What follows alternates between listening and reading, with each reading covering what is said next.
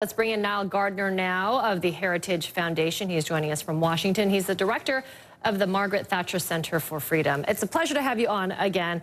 First off, I just want to get your input and your take on Theresa May's latest move, asking for yet another extension, but this time around, putting her hope in the opposition party to make major changes to her plan and come up with this unity plan, and hopefully it will pass the fourth time around.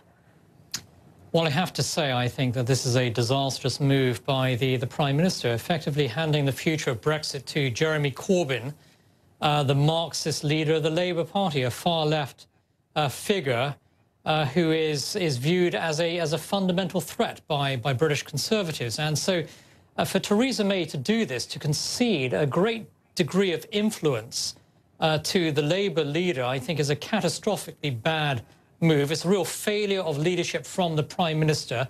She's also fundamentally out of touch with a majority of her own cabinet. She's out of touch with most members of her own party. And today, 14 members of the cabinet urged the Prime Minister to keep a no-deal Brexit on the table. She refused to listen to them.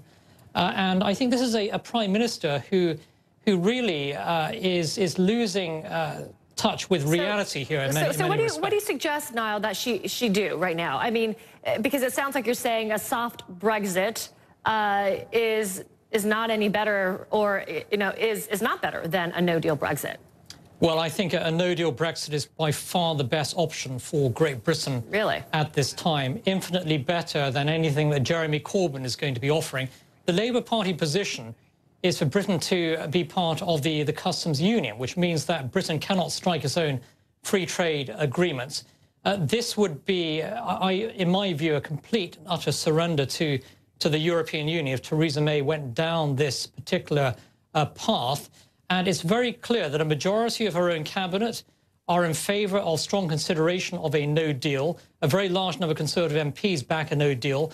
Public opinion is moving towards a no-deal Brexit. Why doesn't the Prime Minister simply just take Britain out of the EU altogether on April the 12th and make sure that Britain is a truly free, sovereign nation again?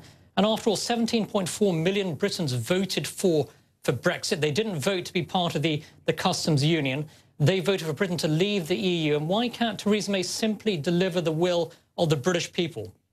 Well, you know, it seems like a lot of people who voted for Brexit, at least the ones that we have talked to, some of them are now changing their mind. But let me ask you, because you're talking about a no-deal Brexit being the best option at this point, Niall, even though the Bank of England is saying in the worst-case scenario, the economy can see a 5% contraction within a year.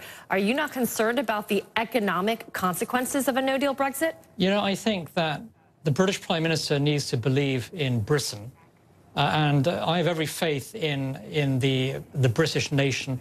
Britain's going to do just fine under a no-deal Brexit. And this idea that the sky is going to fall in, there's going to be some sort of, economic calamity, I think there's no evidence whatsoever for that. So you don't think the economy will suffer at all? Britain is the world's 5th largest economy. I think it will thrive and prosper outside of the European Union.